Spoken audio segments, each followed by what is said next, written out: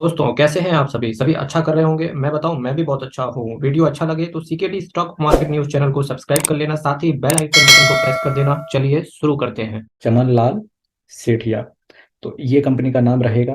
तो चलिए बात करते हैं इस कंपनी के बारे में, पूरी तरीके से हर डिटेल वन बाय वन करके जानेंगे। प्रोमोटर्स की होल्डिंग्स देखिए, चमन लाल सेठिया के अंदर प्रोमोटर्स को काफी भरोसा है, क्योंकि ये 73.87% के आसपास ये होल्ड करके चल रहे हैं।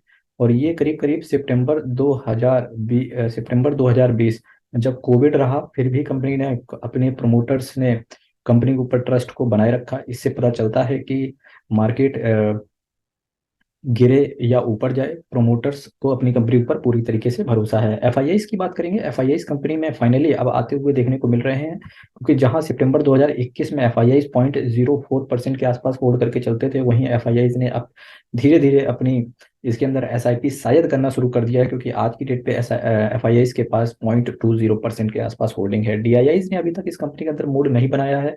पब्लिक की बात करेंगे, पब्लिक ऑलरेडी 25.95% के आसपास पब्लिक इस कंपनी के शेयर को होल्ड करके चल रही है। जहां पब्लिक मार्च 2022 में बात करें 26% के आसपास होल्ड करती थी, वहीं आज की डेट पे पब्लिक इस कंपनी के अंदर 25.95% के आसपास पब्लिक के पास स्टेक है। इससे पता चलता है पब्लिक को काफी ट्रस्ट है कंपनी के ऊपर। चमनलाल सिटिया की कुछ और चीजों की बात करेंगे, अगर डेटा डेज की बात करेंगे तो मार्च 2022 में आप कंपनी के जो डेटा डेज हैं वो 68 डेज हो गए हैं। इसका मतलब जो भी ये प्रोडक्ट बेचते हैं 68 दिन के अंदर कंपनी का पैसा मिल जाता है कंपनी को, इनके बेचे हुए प्रोडक्ट का। अब ऐसा क्यों होता है? क्योंकि कंपनी का बिजनेस है, वो जो ये प्रोडक्ट ये सेल करते हैं वो मैक्सिमम एक्सपोर्ट करते हैं उस प्रोडक्ट को। इस वजह से जो करेंसी होती है उसको आने में और पेमेंट मिलने में टाइम लगता है। तो ऐसा कोई बात है नहीं डाटा डेज से रिलेटेड, फिर भी डाटा डेज ठीक है, क्योंकि एक्सपोर्ट से रिलेटेड कंपनी है। शेयर कैपिटल की बात करेंगे, शेयर कैपिटल जहां कंपनी की मार्च 2014 के आसपास 9 करोड़ के आसपास शेयर कैपिटल रहती थी, वहीं सितंबर 2022 के आसपास कंपनी की शेयर कैपिटल करीब करीब 10 करोड़ हो गई है। मैं हमेशा ऐसी कंपनी चुनता हूं जहां पर लोन या तो बोरोविंग्स हो ही ना, अगर है भी तो बहुत माइन्यूट सी हो। अल्टीमेटली मेरा जो यहाँ पर डिफरेंट डिफरेंट हर रोज मैं एक नई कंपनी की अनबॉक्सिंग करता हूँ। हर रोज आप पाएंगे CKD stock market news channel पे, हर रोज मैं 7,500 स्टॉक मार्केट में कंपनीज हैं, और मेरा यही टारगेट है कि सबसे बेस्ट कंपनी आपके सामने लाई जाए। तो इस, क्योंकि रिजर्व एंड सरप्लस देखिए 442 करोड़ का रिजर्व एंड सरप्लस है। इसी के साथ साथ आप पाएंगे कि इस मार्च 2021 में 339 करोड़ का रिजर्व एंड सरप्लस था। वहीं मार्च 2017 की बात करेंगे 137 करोड़ का था। मार्च 2014 की बात करेंगे 57 करोड़ का था। इसका मतलब है कंपनी के अंदर रिजर्व एंड सरप्लस का पैसा बढ़ता चला जा रहा है जैसे जैसे साल गुजर रहे हैं। वहीं बोरोविंग्स की बात करें तो बोरोविंग्स कंपनी के अंदर कम होते हुए देखने को मिल रही है। लॉन्ग टर्म बोरोविंग्स केवल 51 करोड़ की है, तो कंपनी पूरी तरीके से सेफ है, क्योंकि केवल 51 करोड़ का कंपनी पर कर्जा है, और उसके अगेंस्ट में कंपनी के पास 442 करोड़ का कैश पड़ा हुआ है। वहीं कंपनी के, अगर मैं यहाँ पर कुछ और चीजों की अनफोल्डिंग करता हूँ, यहाँ पे अगर कंपनी की क्वार्टर ऑन क्वार्टर बेसिस पे सेल्स देखेंगे तो आप पाएंगे कि सितंबर क्वार्टर में सेल्स काफी कम हुई। इसका वजह केवल एक रही, इसकी वजह ये रही कि जो गवर्नमेंट ऑफ इंडिया है, तो जो बाहर के देशों में आपको पता चल रहा होगा करंट में कि बहुत ज्यादा इस समय इन्फ्लेशन है। भारत के अंदर का इन्फ्लेशन को कंट्रोल करने के लिए गवर्नमेंट ने बहुत सारे प्रोडक्ट पे विंडफॉल टैक्स लगा दिया है। तो विंडफॉल टैक्स की वजह से, अब गवर्नमेंट ने ऐसा क्यों लगाया विंडफॉल टैक्स? क्योंकि बहुत सारे इन्वेस्टर ऐसा कह रहे हैं कि गवर्नमेंट का ये मूव गलत था। तो लेकिन अभी जैसे राहुल गांधी और रघुराम जी राजन का भी आपने एक इंटरव्यू सुना होगा, उसमें भी उन्होंने ये बोला कि गवर्नमेंट का ये इंटेंशन गलत था कि विंडफॉल टैक्स को लगाने का। लेकिन आप फ्रेंड्स ऐसे समझो कि गवर्नमेंट ने विंडफॉल टैक्स इस वजह से लगाया ताकि हमारे जो घरेलू प्राइसेस थे वो ना बढ़ पाए। तो इसके हिसाब से मुझे लगता है गवर्नमेंट का जो इंटेंशन था वो ठीक था, लेकिन अगर मैं एज अ इन्वेस्टर बात करूंगा तो वो गलत था। क्योंकि इन्वेस्टर के हिसाब से आप देखिए क्या होता है यहाँ पर। इन्वेस्टर के हिसाब से सितंबर 2022 में इनकी सेल्स कम हो गई, सेल्स कम हो गई तो कंपनी के खर्चे, कुछ फिक्स्ड एक्सपेंसेस होते हैं, कुछ वेरिएबल एक्सपेंसेस होते हैं। वेरिएबल एक्सपेंसेस को कंट्रोल किया जा सकता है, क्योंकि अगर सेल नहीं हुई तो वेरिएबल एक्सपेंडिचर कंट्रोल किए जा सकते हैं, परंतु कुछ फिक्स एक्सपेंसेस हैं जैसे जैसे कि रूम का रेंट हो गया, लाइटिंग का एक्सपेंस हो गया, अगर कोई पर्टिकुलर आ रहा है चौकीदार हो गया उसका पेमेंट करना हुआ, तो ये कुछ फिक्स्ड एक्सपेंसेस होते हैं जो कि कंपनी के अंदर लगने ही लगने होते हैं। तो अब क्या होगा इससे कि खर्चे कंपनी के भी बढ़ेंगे, सेल कम हुई कंपनी की, प्रॉफिट कम आएगा तो कंपनी के रिजल्ट्स खराब होंगे, कंपनी के रिजल्ट्स खराब होंगे तो earning per share, return on capital employed, dividend भी कंपनी अपने इन्वेस्टर को हो सकता है पेमेंट में देने में, डिविडेंड का पेमेंट देने में भी असफल हो जाए। तो इससे क्या होगा, अल्टीमेटली ना चाहते हुए इन्वेस्टर क्या करता है, अपना मूड बिगाड़ बैठता है, और जब मूड इन्वेस्टर का बिगड़ता है तो शेयर प्राइस कहीं ना कहीं नीचे आता है। और जब शेयर प्राइस, शेयर मार्केट, जब कंपनी किसी भी कंट्री का किसी भी कंपनी का शेयर प्राइस हो, जब वो नीचे आता है तो उस कंट्री का शेयर मार्केट गिरता है, और जब शेयर मार्केट गिरता है तो कहीं ना कहीं एक पूरी कंट्री में एक एक पूरी कंट्री में एक कहीं ना कहीं इन्फ्लेशन जैसी स्थिति पैदा हो जाती है, और ग्लोबल क्राइसिस हम इसी चीज को बोलते हैं। तो ये पूरा डिटेल है। तो मुझे कहीं ना कहीं लगता है ठीक है, लेकिन अगर मैं इसके पहले की बात करूं, जून क्वार्टर के अगर मैं पहले चलूं, तो पाएंगे कि आप सेल्स हर बार इनकी बढ़ रही थी, उसी के साथ साथ जो खर्चे थे वो कहीं ना कहीं फ्लक्चुएटिंग नेचर के थे, परंतु खर्चे भी बढ़ रहे थे। सितंबर क्वार्टर को थोड़ा सा विंडफॉल टैक्स, क्योंकि जो एक्सपोर्ट कर रही है कंपनी, आने वाले समय में गवर्नमेंट को एक्सपोर्ट पे जैसे ही घरेलू क्राइसिस और जो हमारे ग्लोबल एनवायरनमेंट है वो ठीक हो जाएगा, एक्सपोर्ट से वापस से विंडफॉल टैक्स हटा दिया जाएगा, और जैसे ही विंडफॉल टैक्स हटेगा तो अल्टीमेटली आप पाएंगे कि ऐसी कंपनियों के अंदर ग्रोथ बहुत तेजी से आपको देखने को मिलेगी। ये रीजन भी है कि इस समय जो कंपनी सबसे ज्यादा एक्सपोर्ट कर रही होगी, आपकी फोकस उस कंपनी पे होने चाहिए। जैसे स्टील प्राइसेस के ऊपर लगा हुआ है विंडफॉल टैक्स, तो आपकी नजर स्टील के सेक्टर पर भी होनी चाहिए, क्योंकि जैसे ही ग्लोबल जो चीजें होंगी वो शांत हो जाएंगी, घरेलू इन्फ्लेशन हमारा कंट्रोल में आ जाएगा, वैसे ही गवर्नमेंट विंडफॉल टैक्स को हटा लेगी।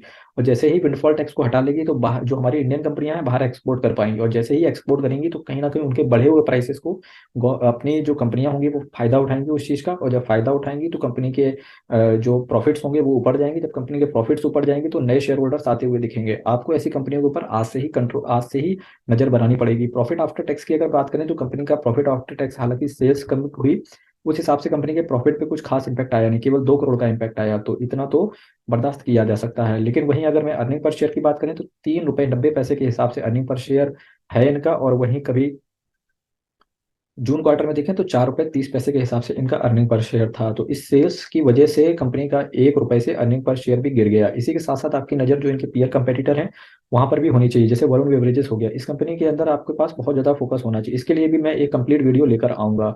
हेडसन एग्रो पे ऊपर भी आपकी नजर होनी चाहिए, परंतु उससे ज्यादा आपकी जो नजर, मैंने ये कंपनी क्यों चुनी, क्योंकि जो इसका पीई रेशियो है वो बहुत कम है, 7.46 के आसपास ही है। वहीं अदर कंपनी को देखें तो पीई रेशियो बहुत ज्यादा है, तो इसी वजह से मैंने एक सस्ती कंपनी आपके सामने लाई हुई है। आइए कुछ और चीजों की यहाँ से बात कर लेते हैं।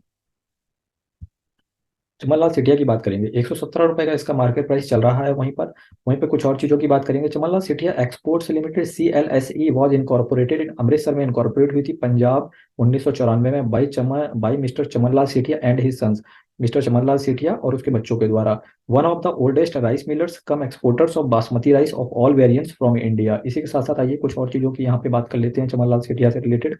इनके हम चार्ट के ऊपर जाएंगे, ऑल टाइम हाई का मैंने ऑल 5 साल का चार्ट खुला हुआ है। तो कुछ इस तरीके से कंपनी ट्रेवल करती है। जब 149 रुपए का शेयर प्राइस था कभी 2021 के आसपास, वहीं पर इसका शेयर प्राइस 87 रुपए तक गिरते हुए देखने को मिला। कब? 25 फरवरी 2022 तक। ये वही टाइम था जब ये रसिया और यूक्रेन का वार चल रहा था। उसके बाद कंपनी वापस से 126 रुपए गई, फिर से कंपनी 94 रुपए आ गई।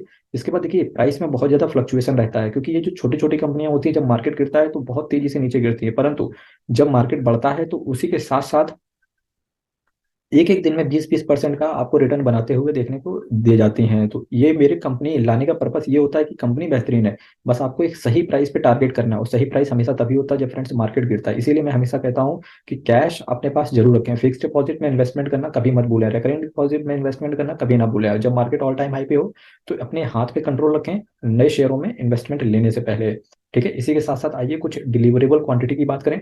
74,079 क्वांटिटी टोटल ट्रेड हुई, वहीं पर 40,404 क्वांटिटी की डिलीवरी उठाई गई, और जो परसेंटेज रहा ट्रेडेड क्वांटिटी का डिलीवरी क्वांटिटी से वो करीब रहा 54.56%। इसका मतलब है डिलीवरी बहुत ज्यादा इस कंपनी के अंदर उठाई जा रही है। तो इससे पता चलता है कि आने वाले समय में ये कंपनी कुछ बड़ा काम कर सकती है, बड़ा तहलका मचा सकती है। अब आपको क्या करना है, एक सही प्राइस पे आपको बस इस शेयर को ग्रैब करना है। सही प्राइस क्या हो सकता है आने वाले समय में इसका? सही प्राइस फ्रेंड्स वही रहता है कि 90 से 94 रुपए के आसपास मिल जाए तो बहुत अच्छी बात है। और अगर आप हाई पे भी उठाते हैं या आपने उठाई हुई है कंपनी जिस पर कि आपको लॉस चल रहा है, तो ये मान के चलिएगा सही प्राइस क्या है आपके लिए, केवल कि छोटी सी क्वांटिटी में हमेशा उठाया करें और उसके नीचे एक्यूमुलेट करना शुरू करें। एक अपॉर्चुनिटी होती है जब आप शेयर करने के बाद शेयर गिर जाए, अगर आपने अच्छा शेयर लिया है तो। ये रही कंपनी की वेबसाइट, लेट श्री चमनलाल सेठिया जी ये आपके सामने खड़े हुए हैं। इसी के साथ साथ 600 ton per day CLSEL has shown a growth of 80%, 80% का ग्रोथ आया है 2008 से लगा के। A company of 80 crore turnover, then 80 crore के ऊपर का टर्नओवर है, has turned into a 1000 crore का, 80 करोड़ का जहां टर्नओवर से इन्होंने स्टार्ट किया, आज इनके पास करीब करीब 1000 करोड़ का टर्नओवर है। 600 टन्स पर डे 89 कंट्रीज के अंदर, और 44 साल का एक्सपीरियंस है कंपनी को। वहीं कुछ और चीज़ों की आइए देखते हैं। और स्टोरी क्या है, लेगेसी है, विजन एंड मिशन है, की पीपल क्वीन ऑफ ऑल राइसेस, क्योंकि बासमती राइस को क्वीन, और ये इनके कंपनी के प्रोडक्ट हैं, इसी के discover us, best quality, multiple private labelling option, advance testing, इसके साथ minimum footprint, feeding the needy, and electricity for everyone. इसके साथ साथ ये कुछ लोगों ने रिव्यू दिए हैं, यूथोपिया से रिव्यू है इनके पास, और ये देखिए जर्मनी से भी रिव्यू है, I started my company 25 years ago, and Dubai से भी रिव्यू है। रिव्यू भी काफ़ी अच्छे हैं कंपनी के। तो ये रही कंप्लीट कंपनी की वेबसाइट। ये आज का वीडियो मेरा रहा चमन लाल सेठिया से रिलेटेड। आइए कुछ और चीज़ों की बात करते हैं। अगर मैं मार्केट कैप की बात करूं तो 603 करोड़ का कंपनी का मार्केट कैप है। वहीं करंट प्राइस आपको पता है 117 रुपये चल रहा है। हाई इसने 136 का लगाया, वहीं लो 42 रुपये 30 पैसे का लगाया। और जब मार्केट गिरता है तो ये कंपनी भी बहुत बुरी तरीके से गिरती है। स्टॉक के पीई की बात करेंगे, काफ़ी सस्ती कंपनी है। स्टॉक की बुक वैल्यू की बात करेंगे तो कंपनी अपने ऑलमोस्ट बुक वैल्यू के आसपास ही ट्रेड होते हुए देखने को मिल रही है। डिविडेंड की बात करेंगे तो यहाँ ये डिसअपॉइंटमेंट करने वाली बात है कि कंपनी डिविडेंड नहीं देती है। Return on capital employed, return on equity की बात करेंगे तो इतनी सस्ती कंपनी का return on equity and return on capital employed 19.30% and 17.10% respectively है। फेस वैल्यू कंपनी की 2 रुपये है।